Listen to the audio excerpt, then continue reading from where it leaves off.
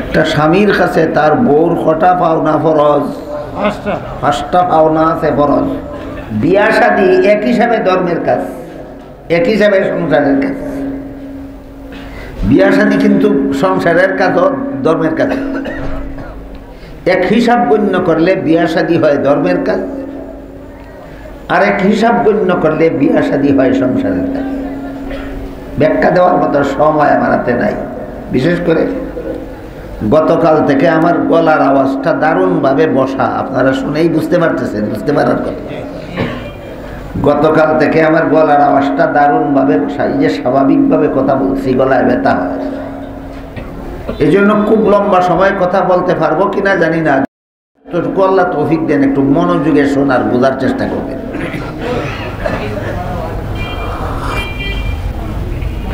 বিয়া ধর্মের কাজ হয় কোন সময়? যে সময় তিনটা নিয়ত সহি কইরা বিয়া করে, তিনটা উদ্দেশ্য ঠিক কইরা যখন বিয়া করে, তখন বিয়া হয় ধর্মের কাজ। কতটা উদ্দেশ্য ঠিক কইরা বিয়া করলে বিয়া ধর্মের কাজ হয়? তিনটা। এক নম্বর, আমি বিয়া করি আমার দৃষ্টি বেগানা নারী দেখার থেকে হেফাজত করার জন্য। এই উদ্দেশ্য ঠিক করিয়া বিয়া করলে। কেন বিয়া করো? আমার দৃষ্টিটা ভিন্ন নারী দেখার থেকে হেফাজত করতাম, এই জন্য বিয়া করি। দুই নম্বর, আমার চরিত্র হেফাজতের জন্য বিয়া করি। বিয়া করলে আমি ভিন্ন নারীর কাছে যাব না, আমার চরিত্রটা ধ্বংস হবে না। দুই নম্বর উদ্দেশ্য ঠিক করল। তিন নম্বর, বিয়া করা নবীর সুন্নত, আমি নবীর সুন্নত পালনের জন্য বিয়া করি। কটা হইল? এই তিনটা উদ্দেশ্য ঠিক করে যারা বিয়া করে, এদের বিয়া করা ধর্মের কাজ। এদের বিয়া করা ধর্মের কাজ। আমি আশা করি আমার কথা বুঝে থাকলে আপনারা বলতে পারবেন, আমাদের সমাজে যত মুসলমানে বিয়া করে, কতজনের তিন উদ্দেশ্য ঠিক করার খবর আছে? তাহলে এরা বিয়া ধর্মের কাজ না সংসারের কাজ? এদের বিয়া ধর্মের কাজ নয়, এদের বিয়া সংসারের কাজ। নবীর সুন্নত পালনের নিয়ত নাই তার, চরিত্র হেফাজতের নিয়ত নাই তার, নজর হেফাজতের নিয়ত নাই স্যার। তার মনটাই চাইছে বিয়া করবে, বিয়া করবে। এর বিয়া ধর্মের কাজ নয়, এর বিয়া সংসারের কাজ। আল্লাহ কোরআনে বলেছেন, ধর্মের কাজ হিসাবে যারা বিয়া করে, এদের ব্যাপারে আল্লাহ কোরআনে বলেন, ওয়া আনকিহুল আয়ামা মিনকুম ওয়াস সালিহিনা মিন ইবাদিকুম ওয়া ইমাইকুম ইন ইয়াকুনু ফুকারা ইউগনিহিমুল্লাহু মিন ফাদলি। তোমাদের অধীনস্থ ছেলে মেয়েদেরকে বিয়া দাও। যদি তিনটা নিয়ত ঠিক করে বিয়া দাও, তাহলে তোমার বিয়ার মধ্যে আল্লাহ কি পরিমাণ বরকত দিবেন বলতেছেন।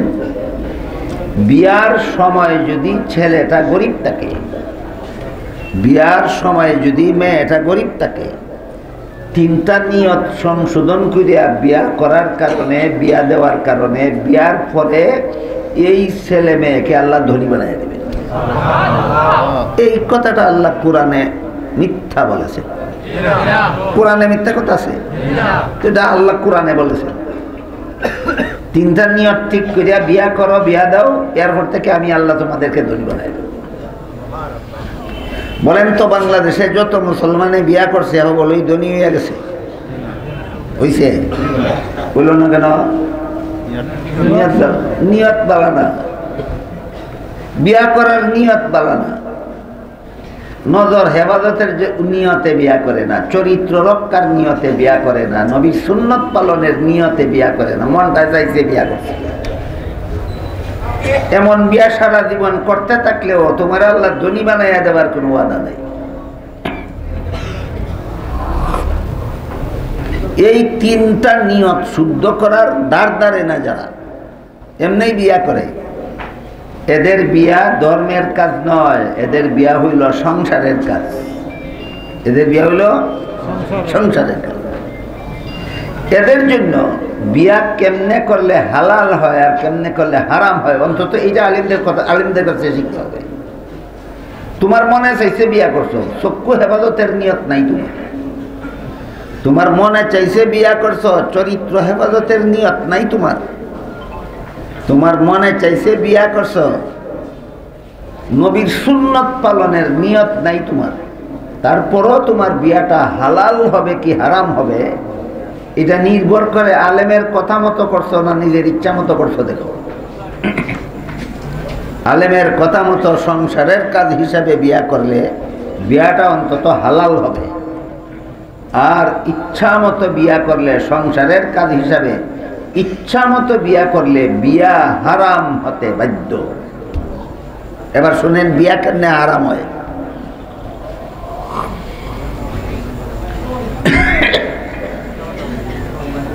বিয়া হালাল হওয়ার জন্য শর্ত হলো বিয়ার আগদের আগে মোহরের পরিমাণ ধার্য করতে হবে। মোহর বুঝেন তো?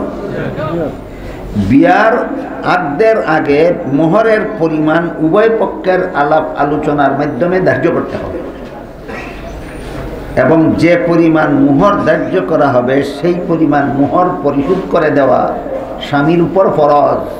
স্বামীর উপর ফরজ। যদি কোনো স্বামী তার ধার্য করা মোহর স্ত্রীকে না দিয়া মারা যায়,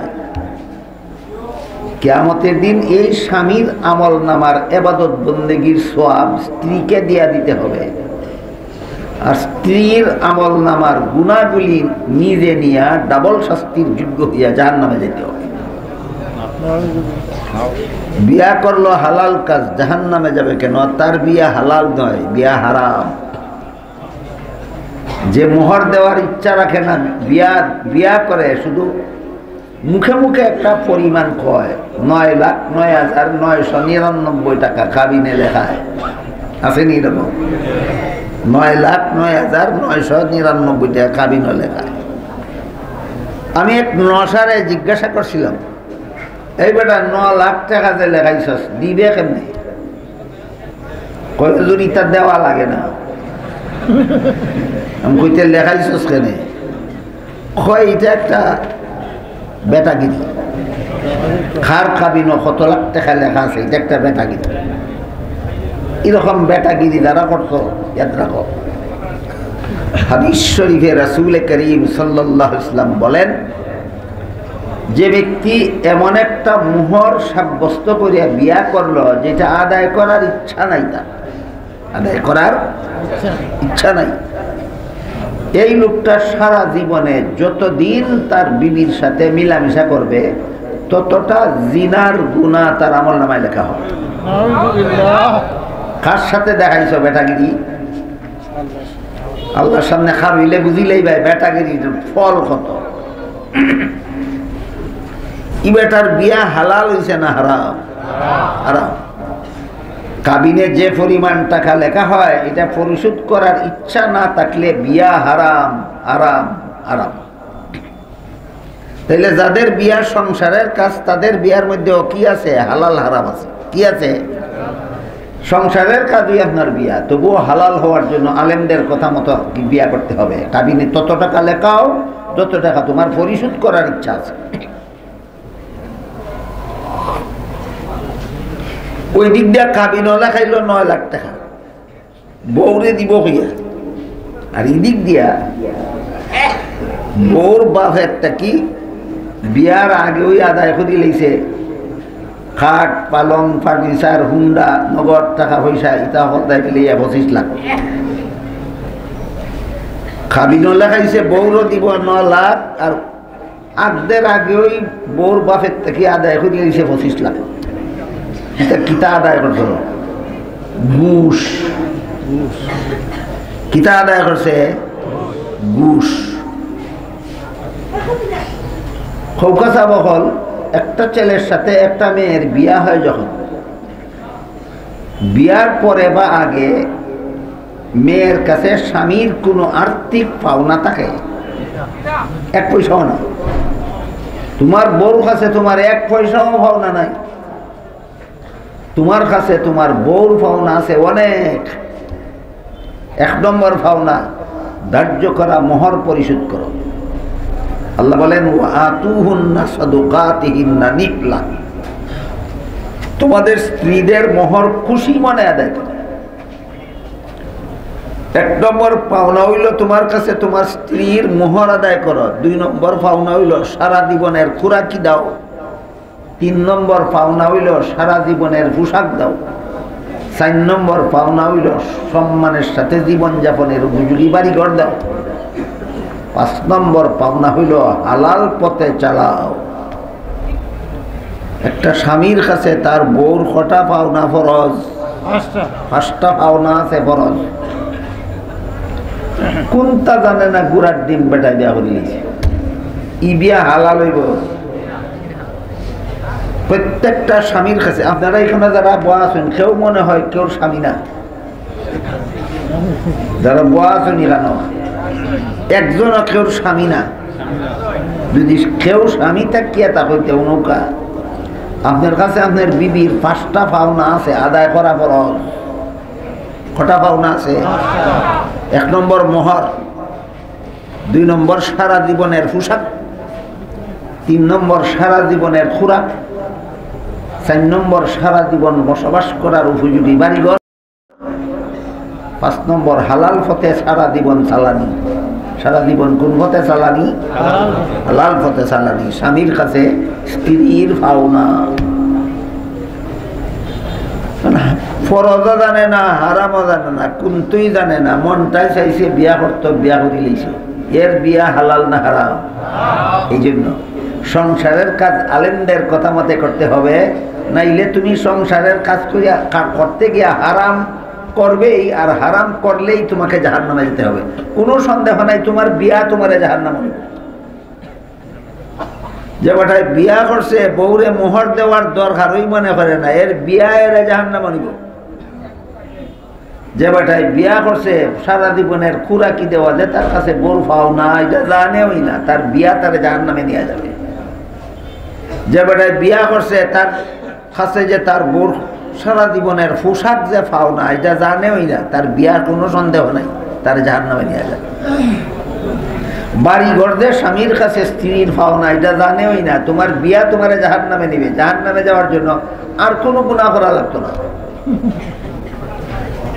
বউরে সারা জীবন হালাল পথে চালাও না, যদি ফরদাত রাখো না, যদি শরীয়ত মতো বউরে যদি ফরদাত রাখো না, বেফরদা হইয়া গড়টা কি বার হইতে দেও, তোমার এই বউয়ে তোমার গলাত গামছা বান্ধিয়া টাইনা জাহান্নামে লইয়া যাবে। বুঝি থাকলে কৌকাছা বহল বিয়া যদি সংসারের কাম ধরি তবুও কার কথা মতে করতে হবে, না হলে কি তুইব হারাম হইব, জাহান্নামে যাইবা।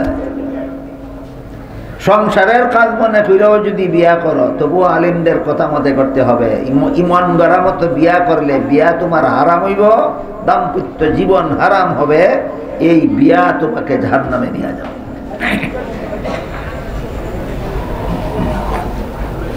এবার আসেন স্কুল কলেজের পড়া, ধর্মের কাজ না সংসারের কাজ? হ্যাঁ, এটা সংসারের কাজ। মাদ্রাসার পড়া ধর্মের কাজ, স্কুলের পড়া সংসারের কাজ। বালা রকম ইয়াদ রাখবে সারা জীবন। মাদ্রাসার পড়া ধর্মের কাজ, স্কুলের পড়া সংসারের কাজ। কেন? মাদ্রাসাত কোরআন হাদিস পড়া হয়, এর লাগে এটা ধর্মের কাজ। স্কুল কোরআন হাদিসের নাম গন্ধও নাই।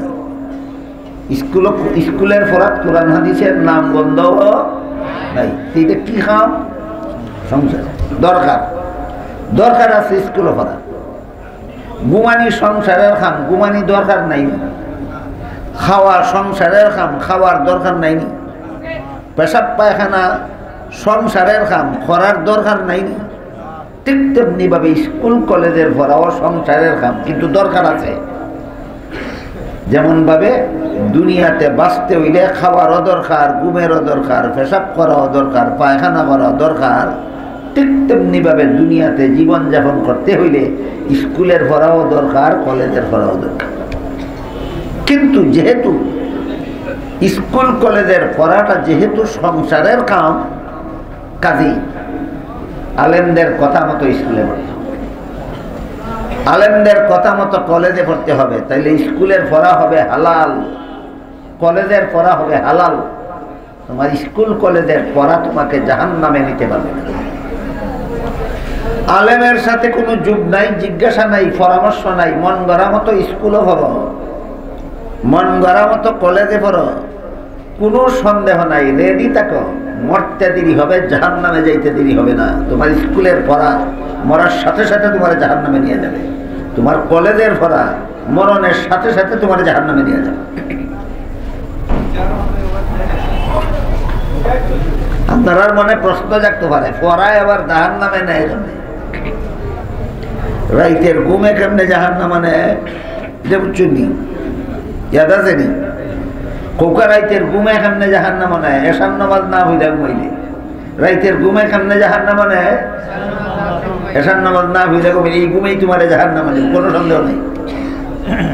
ঠিক তেমনি ভাবে স্কুলে পড়তে গিয়া যদি উযু শিখে না, স্কুলে পড়াত গিয়া যদি গোসল শিখে না, স্কুলে পড়াত গিয়া যদি নমাজ শিখে না, কোনো সন্দেহ নাই তোমার স্কুলের পড়া তোমার জাহান্নামে নেওয়ার জন্য অপেক্ষা করতেছে। খালি মরতায় আর হেসরাইয়া জাহান্নামে নিত। কথা বললানি যাব? তাহলে স্কুলের পড়া আমারে জাহান্নামে নিতে পারবে না কোন সময়? এটা আরেক হাদিসের, রসুলের আরেক হাদিসের দ্বারা এই বিষয়, এই প্রশ্নের জবাব পরিষ্কার হবে। হাদিস শরীফে রাসূল করিম সাল্লাল্লাহু আলাইহি ওয়াসাল্লাম বলেন, তলাবুল ইলমি ফারিদাতুন আলা কুল্লি মুসলিম। এই হাদিসটার মর্ম হইল, তর্জমা হইয়া ব্যাখ্যা হইয়া মর্ম হইতে গেলে অনেক লম্বা সময় লাগবে, আমার গলায় মানায় না। এই কারণে শুধু হাদিসটার সার মর্মটা, রাসূলের এই হাদিসের সার মর্ম হইল, সামান্য কিছু ইসলামী লেখাপড়া আছে, সামান্য সামান্য সামান্য কিছু ইসলামী লেখাপড়া আছে, এটা সকল মুসলমানের উপরে ফরজ। এখানে দুইটা কথা ইয়াদ রাখতে আপনারা, কি পরিমাণ সামান্য, কি পরিমাণ সামান্য। কজন মুসলমানের উপরে ফরজ? সকলের। কি পরিমাণ? সকলের। ওখান বুঝুক, ওখান বুঝুক এই সামান্য কিতা কিতা। এই সামান্য হইল কলেমা কালাম, উযু গোসল, ফাঁক না ফাঁক, নামাজ বন্দেগী। কলেমা কালাম, উযু গোসল, ফাঁক না ফাঁক, নামাজ বন্দেগী। এই সামান্য বিষয় হিকা সমস্ত মুসলমান নারী পুরুষের জন্য ফরজ। আমার কথা বুঝি থাকলে হোকা, রসুলের হাদিসের সারমর্মটা বুঝি থাকলে হোকা আপনারা। কোনো মুসলমানে যদি সহি শুদ্ধ কলেমা কালাম শিখে না, কলেমায় তয়্যিবা শিখলেও তার অর্থ জানে না, কলেমায় শাহাদত মুখস্থ করছে কিন্তু কলিমায় শাহাদতের অর্থ বুঝে না, উযু গোসল চিনে না, ফাঁক না ফাঁক চিনে না, নমাজ বুঝেই না, মুসলমানের মতো জীবনযাপন করতে পারবে না বেদিন কাফিরের মতো জীবনযাপন করবে? মুসলমানের মতো জীবনযাপন করা তার পক্ষে সম্ভব নয়। একটা সুইয়ের ছিদ্র দিয়া যেমন ভাবে বট গাছ ঢুকানি সম্ভব না, ঠিক তেমনি ভাবে এই লোকটা মুসলমানের মতো জীবনযাপন সম্ভব নয়। যে কলেমা কালাম শিখছে না, উযু গোসল শিখছে না, ফাঁক না ফাঁক শিখছে না, পাঁচ বেলার নমাজ আদায় করা শিখছে না, এ মুসলমানের মতো জীবনযাপন সম্ভব নয়। এই পরিমাণে ইলম শিক্ষা করা সমস্ত মুসলমান নারী পুরুষের জন্য ফরজ। এখন কত এই পরিমাণটা শিখতে কতদিন লাগে একটা হিসাব দিয়ে আর আমি আপনারা